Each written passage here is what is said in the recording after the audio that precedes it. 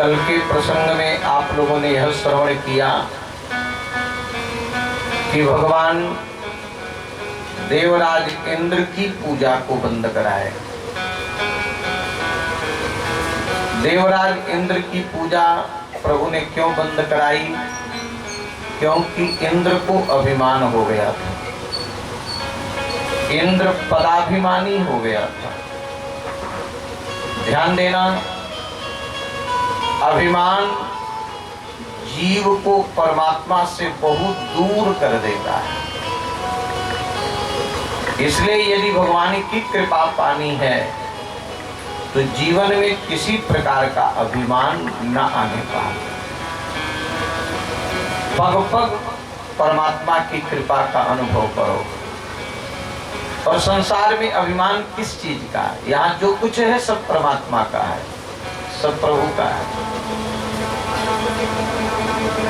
तो किस वस्तु का अभिमान?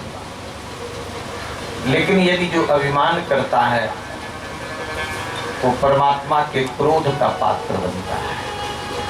भगवान सोचते हैं मैं दिया हूं मैं, कोई अपना मान बैठा है। तो इंद्र को पूजापे का अभिमान हो गया था, इसलिए भगवान ने इंद्र की पूजा को बंद कराया। इंद्र की जगह पर प्रभु ने श्री गिरिराज जी का पूजन करा दिया। इत्यद्रिगोद्विजमखं वासुदेव प्रणोदिता यथा विधायते गोपा सह कृष्णा व्रजं जजौ। गिरिराज जी का पूजन करके परिक्रमा करके भगवान कृष्ण के साथ सभी ब्रजवासी अपने अपने घर आ गए। जब अपने अपने घर आ गए तो देवराज इंद्र ने अपने सेवकों को भेजा और भेज के कहा कि जाकर के पता लगाओ कि ब्रज में हमारी पूजा क्यों नहीं हुई। हर वर्ष कार्तिक के महीने में ब्रजवासी हमारी पूजा करते थे, लेकिन इस वर्ष पूजा क्यों नहीं किए? इंद्र के सेवक आए और इंद्र के सेवकों ने पता लगा करके देवराज इंद्र से जाकर के कहा कि इंद्र जी, अब ब्रज में आपको कोई पूछने वाला नहीं, ब्रज से आपका पत्ता साफ। आपकी जगह पर तो गिरिराज जी का पूजन हो गया। इंद्र ने कहा किसके कहने पर? अब देखिए इसका अभिमान एक एक वाक्यों में झलक रहा है। कहता है कि अहो श्री मद महात्म्यम गोपानां काननौकसां कृष्णं मर्तमुपाश्रित्य ये चक्रुः देवहेलनम्। ये धन मद कितना बड़ा मद होता है, इंद्र कह रहा है। देखो एक बात बताऊं, आप चश्मा जिस रंग के लगाए रहोगे उसी रंग का ये संसार दिखेगा। काला चश्मा लगाओगे तो काला दिखेगा, पीला चश्मा लगाओगे तो पीला दिखेगा। इंद्र को स्वयं अभिमान है और इंद्र दूसरे को अभिमान। भाई देखो, हम कथा के समय आप लोगों पर भी हमारी दृष्टि जाती है, मोबाइल मत चलाओ बिल्कुल। कथा के समय कोई भी नहीं मोबाइल चलाओ। उसके बाद क्योंकि अब दृष्टि चारों तरफ कितना भी आंख बंद करे लेकिन चल ही जाते। बोलिए भक्तवत्सल भगवान की। कहता है किस मनुष्य कृष्ण की बात मान गए। आज इंद्र को इतना बड़ा अभिमान है कि भगवान भी इसको मनुष्य दिख रहे हैं। यद्यपि इन देवताओं के ऊपर जब विपत्ति आई तो ठाकुर जी इनके लिए प्रकट हुए हैं। तो कहता है कि उस कृष्ण मनुष्य की बात मान करके इन जंगलियों ने देवता का अपमान नहीं किया, देवराज का अपमान किया है। मैं इन ब्रजवासियों को दंड दे करके रहूंगा। और उसने प्रलयकालीन मेघों को आज्ञा दिया, जो प्रलय काल में पानी बरसता है मूसलाधार। उसने कहा कि इतना पानी बरसाओ कि ब्रज को खोद करके बहा दो। ब्रज में न कोई गोप बचे, न गोपिकाएं बचे, न गाय बचे, न बछड़े बचे, कोई भी ब्रजवासी न बचे। मैं भी एरावत हाथी पर चढ़ करके आ रहा हूं। इन ब्रजवासियों को मरते हुए मैं देखूंगा, तड़पते हुए मैं देखूंगा। ये अभिमान उसका। और उस इंद्र ने मेघों को उन्मुक्त किया है। और मेघों को जब उन्मुक्त किया है तो मेघ आने लगे। एक क्षण में चारों तरफ बादल छा गए।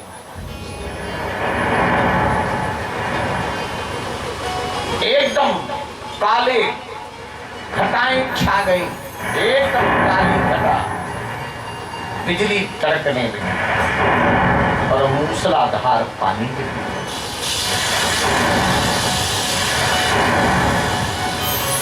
ध्यान देना, कार्तिक के महीने में ठंडी आ जाती है और वो भी पानी की चोट, ठंड पानी। लेकिन एक विशेषता आप ध्यान देना, ब्रजवासियों के जीवन में कभी भी संकट आया है, कभी भी दुख आया है, तो इन लोगों ने दुनिया को नहीं पुकारा है, प्रभु को पुकारा है। तो मानो ब्रजवासियों ने हम लोगों को उपदेश देते हैं कि कभी भी जीवन में संकट आवे तो संसार को मत पुकारो, दुख हारी तो परमात्मा, दुख तो दूर ठाकुर जी करते हैं, इसलिए उन्हीं को कांपते हुए ब्रजवासी भगवान को पुकारते हैं। कृष्ण कृष्ण महाभाग त्वन्नाथं गोकुलं प्रभो त्रातुमर्हसि देवान्नः कुपितात भक्तवत्सलः। कृष्ण कृष्ण महाभाग त्वन्नाथं गोकुलं प्रभो। हे सरकार, आप जैसे नाथ के रहते हम लोग अनाथ की तरह से लगे। सर्व समर्थ परमात्मा से संबंध जिसका है और परमात्मा का भी हो करके अनाथ जैसे दुख पावे, उस नाथ की शोभा क्या है। इसलिए हे नाथ, हे भक्तवत्सल, देवराज इंद्र नाराज हो गया है, उसके कोप से हम लोगों को बचावें। पुकारने में विलंब हो सकता है, लेकिन ठाकुर जी रक्षा में विलंब नहीं करते। भगवान कहे कि आप लोग घबराओ मत, आ जाओ मेरे साथ। और सबको साथ में ले आए और इति उक्तेन एकेन हस्तेन कृत्वा गोवर्धनाचलम्। इतना कहकर के भगवान एक हाथ से 7 कोस के पर्वत गिरिराज जी को उठा लिया। 7 कोस के पर्वत को एक हाथ से उठाए। दधार लीलया, लीला पूर्वक। कैसे? छत्राकमिव बालक, जैसे बरसाती छत्ते को कोई बच्चे उखाड़ ले। बरसाती छत्ता जानते हैं? हा? इधर भी खेतों में निकलता है। इधर क्या कहते हैं? उधर तो कहते हैं आपको बुंदेलखंड में कुकुर मुत्ता। अब इधर जो भी कहते हैं, इधर भी गोबर छत्ता। गोबर छत्ता सफेद रंग का होता, बहुत कोमल होता, ऐसे छुए हम लोग बालकपन में खेलते थे। सफेद सफेद, कहीं कहीं उसका साग भी खाते हैं।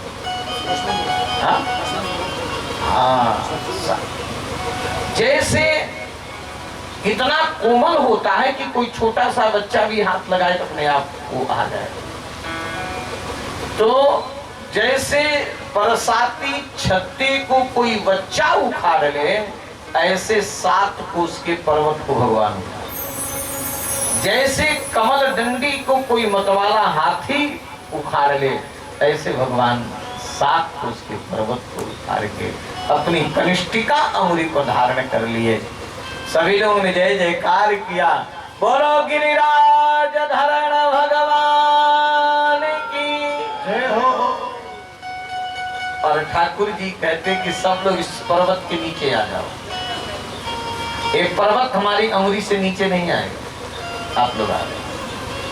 जब सभी ब्रजवासी अपने अपने गायों को, बछड़ों को, स्त्रियों को, बच्चों को, बैलगाड़ियों को, सबको लेकर के जब उसके नीचे आ गए, तो भगवान शेष जी को आज्ञा दिए कि शेष चारों तरफ से अपने शरीर की कुंडली बना लो कि बाहर का पानी भीतर न आने पाए। और भगवान चक्र को आज्ञा दिए कि चक्र सुदर्शन इंद्र पानी बरसाता जाए और आप एक तरफ से सूखते जाओ। ध्यान देना, मैया जसोदा का बड़ा वात्सल्य है। टुकुर टुकुर माँ जसोदा देखती नहीं। माँ जसोदा ने कहा कि विपत्ति सबके ऊपर और भार केवल मेरे कन्हैया के ऊपर। अरे ब्रजवासियों देखते क्या हो, थोड़ा थोड़ा सहारा तो लगाओ। नख पर गिरवर लीनो धार, कन्हैया मेरो बारो। नख पर गिरवर लीनो धार, कन्हैया मेरो बारो। नख पर गिरवर लीनो धार, कन्हैया मेरो बारो। नख पर गिरवर लीनो धार, कन्हैया मेरो बारो।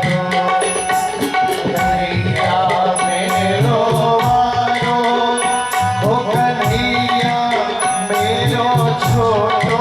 आइए कन्हैया मेरो बारो, ओ कन्हैया मेरो छोटो।